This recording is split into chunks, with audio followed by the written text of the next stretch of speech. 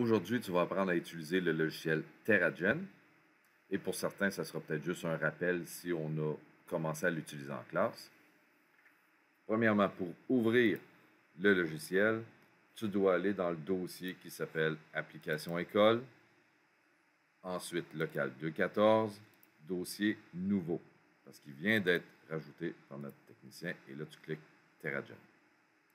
Une fois que TerraGen est ouvert, tu as ces deux fenêtres. Ici, il n'y a rien en ce moment, mais si tu cliques Preview, tu vas avoir un aperçu de ton paysage virtuel, mais qui en ce moment est totalement plat. Il a généré des nuages au hasard et la position du soleil a été déterminée qui serait à peu près ici. Parce que tu peux décider d'où provient le soleil dans le paysage. Okay? Donc ça, c'est l'origine du soleil, ainsi que la hauteur du soleil. Attention, plus on baisse le soleil, plus l'image devient sombre. Et parfois, il faut quand même que je vois ton paysage pour être capable de le corriger. Tu pourras t'amuser pour ton propre plaisir, mais pas pour le travail qui est à faire. Donc, en ce moment, quand il commence, il est au niveau de détail du milieu. Tu peux augmenter ça. Les ordinateurs sont assez forts maintenant pour faire un aperçu très, très rapide. Donc là, on voit notre terrain et les nuages. Cette fenêtre-là permet de déterminer où est située la caméra qui permet comme de prendre une photo de ton paysage. Au bout du triangle, c'est toi, avec une caméra photo.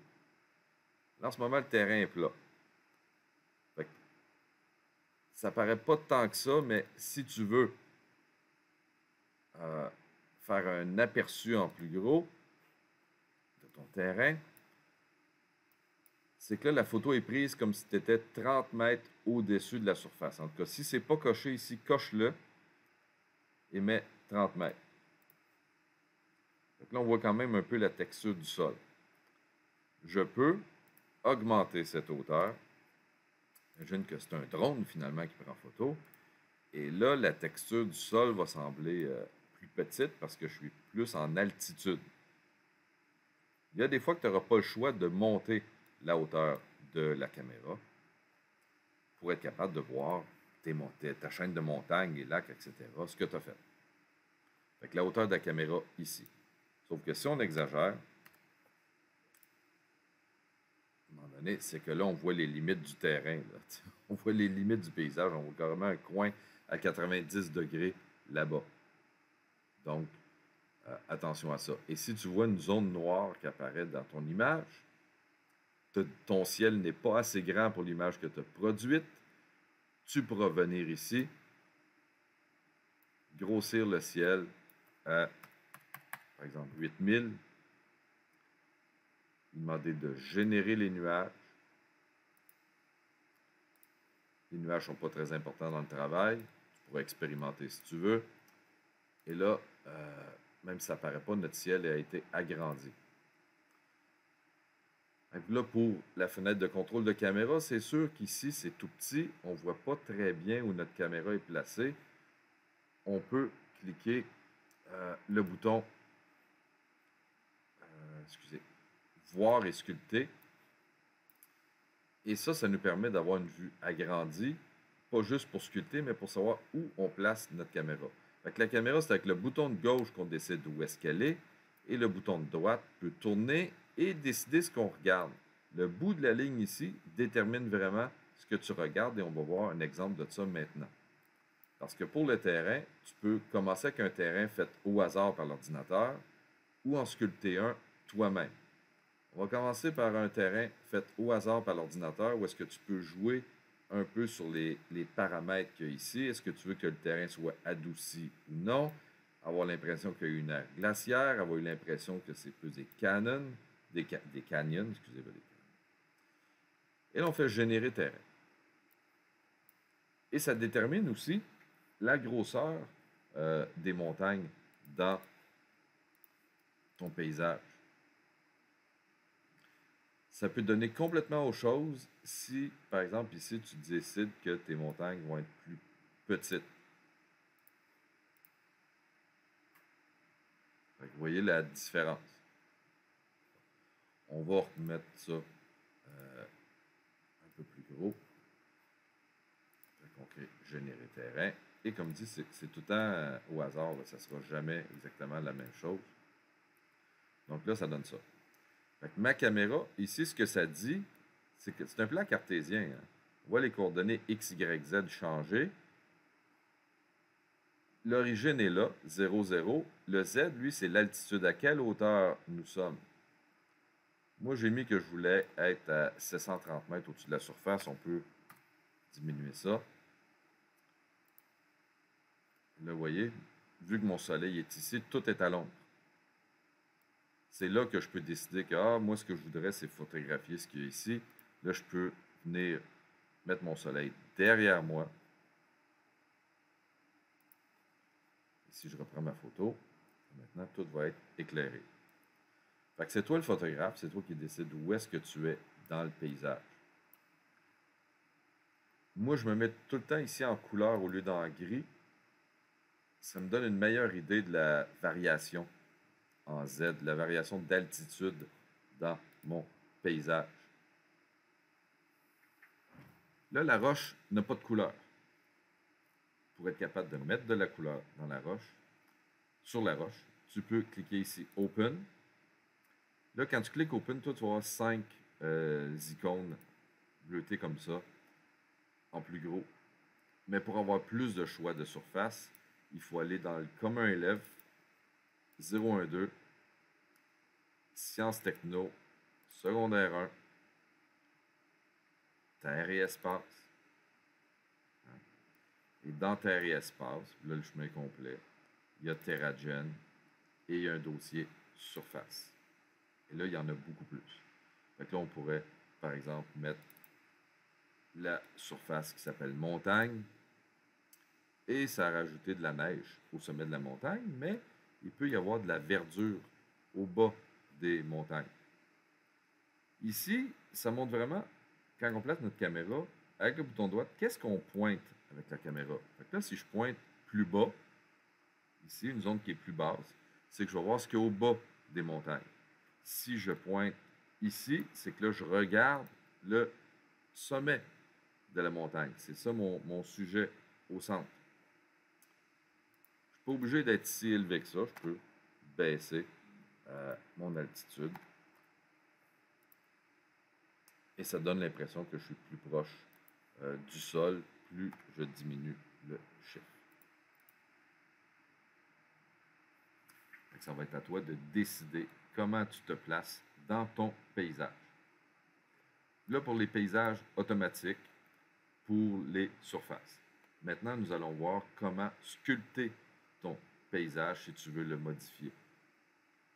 C'est qu'on vient sur ce bouton-là, et là, on a un outil qui apparaît. Cet outil-là, c'est de rajouter ou enlever de la roche. Donc, le bouton de gauche en rajoute et le bouton de droite en enlève. Et là, il faut faire attention sur la taille de notre outil et sur son effet. Par défaut, il commence au milieu. C'est un petit peu agressif comme outil. Ça fait des montagnes qui montent beaucoup trop vite ou des creux qui descendent beaucoup trop. Soit que tu le mets ici à la deuxième position ou à la première, c'est d'habitude en masse. Il n'y a pas de fonction annulée dans ce logiciel-là. Ce que tu fais, c'est permanent. Donc, disons que je veux diminuer la hauteur un peu de cette montagne avec le bouton de droit. Okay. J'enlève de la roche et ça change l'aspect de cette montagne-là qu'on voit au loin. C'est toi qui décides qu'est-ce que tu montes plus haut, qu'est-ce que tu diminues. Et là, quand on tient le bouton enfoncé, ça rajoute, mais de façon assez égale. Des fois, on peut faire des clics droit et gauche au hasard pour que notre montagne ait un aspect un peu plus naturel, un peu plus abîmé, que ça ne soit pas trop uniforme ce qu'on a fait. Donc ça, c'est avec un terrain fait au hasard. Et dans un terrain semblable, donc je voudrais ajouter de l'eau ici. Je vois que mon altitude en Z, à l'endroit où je place ma caméra, on est à moins 54 mètres. C'est peut-être petit sur ton écran, mais je suis à peu près à moins 50 mètres. Et je voudrais que tout ça se remplisse d'eau. Mais quand on clique sur le symbole des vagues, je pourrais dire que je veux de l'eau à partir de moins 40 mètres. Fait que tout ce qui est plus bas que ça va se remplir d'eau. Je fais Update et là, on voit des zones grises apparaître. Tout ce qui est gris, c'est de l'eau. Si je le mets à moins 10, voir de plus en plus d'eau. Si je le mets à carrément 0, voilà. C'est à toi de décider la quantité d'eau que tu as besoin dans ton paysage. Juste un petit détail, plus il y a d'eau, plus l'image c'est long avant qu'elle apparaisse. Pour faire tes images pour le travail, hein, ça c'est un tout petit aperçu. Si tu veux la faire en plus gros, en 640, 480, ça va bien pour avoir un aperçu assez rapide, mais pour le travail, quand tu vas remettre ton image, tu changes ça pour quelque chose d'un peu plus détaillé. Okay? 1280 par 1024. Tu fais fermer et là, tu feras rendre l'image. Et je répète, quand il y a de l'eau, ça prend un peu plus de temps à faire apparaître l'image parce que là, dans ce temps-là, il y a beaucoup de calculs à faire. Plus que pour juste de la roche. Une fois que ton image est complètement terminée d'apparaître, tu la sauvegardes dans ton dossier image. Tu lui donnes un nom pour t'en souvenir de c'est laquelle. Et ça sera ce qui sera à remettre. Donc, on peut ajouter une surface, on peut contrôler à quelle altitude qu'on a de l'eau, mais on peut aussi partir d'un terrain qui est complètement plat. Là, si tu viens ici à Modify, tu fais Flatten, ça aplatit le terrain au complet, sauf que là, on n'oublie pas, à 0, j'ai dit que c'était de l'eau. Mais là, ça, on dirait que c'est plutôt comme un marécage, c'est qu'il y a de l'eau à directement à 0 mètre, fait que ça ne donne pas une eau très, très profonde. Pour qu'elle ait de l'air plus profonde, je peux décider que mon eau va jusqu'à 50 mètres. Là, tu vois que ça devient gris plus foncé et que là, ça change l'apparence de mon eau. Le seul problème, c'est que là, la caméra, on ne la voit pas très bien. Fait que si tu veux voir ta caméra comme il faut, mets-toi en zone de gris, comme ça, et tu vas la voir mieux. Donc, maintenant, c'est comme si c'était en plein milieu de l'océan.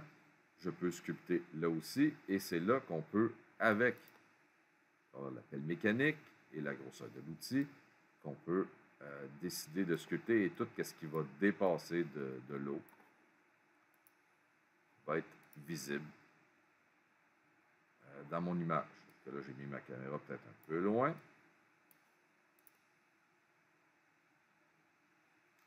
Là, j'ai une montagne qui dépasse là. Il y a une fonction au zoom. Hein. C'est vraiment comme une caméra. On peut zoomer l'image pour voir plus gros et à l'inverse, le diminuer pour voir plus petit. Donc, je répète, bouton de gauche, on ajoute de la roche. Bouton de droite, on diminue. Si tu ne vois pas ta caméra, quand tu veux la placer, parce que tout est gris, mets-toi en grace ici pour être capable de la rendre visible. Et tout dépend de ton point de vue et de ce que tu veux montrer. Ne dessine pas tout le temps des choses trop grosses. Tout n'est qu'illusion. Tu peux faire quelque chose de très, très petit, mais que dans l'image, ça a de l'air gros. Donc, je peux faire quelque chose de tout petit ici, mais qu'après avoir pris ma photo, ça peut donner l'impression que c'est une très, très grosse montagne.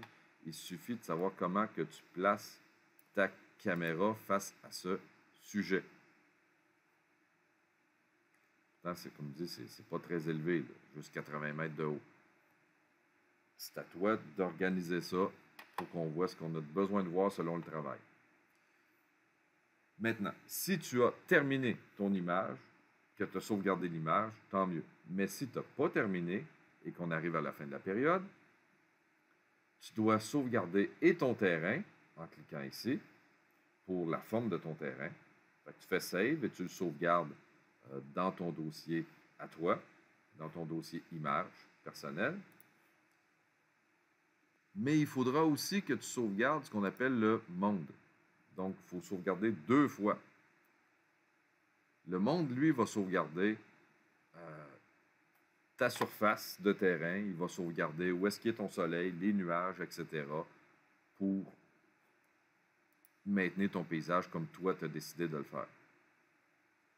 Et quand tu voudras, au prochain cours, les ouvrir, il faut que tu ouvres le monde et le terrain, que tu auras tous les deux donné le même nom là, pour que ça soit quand même ce qui va ensemble.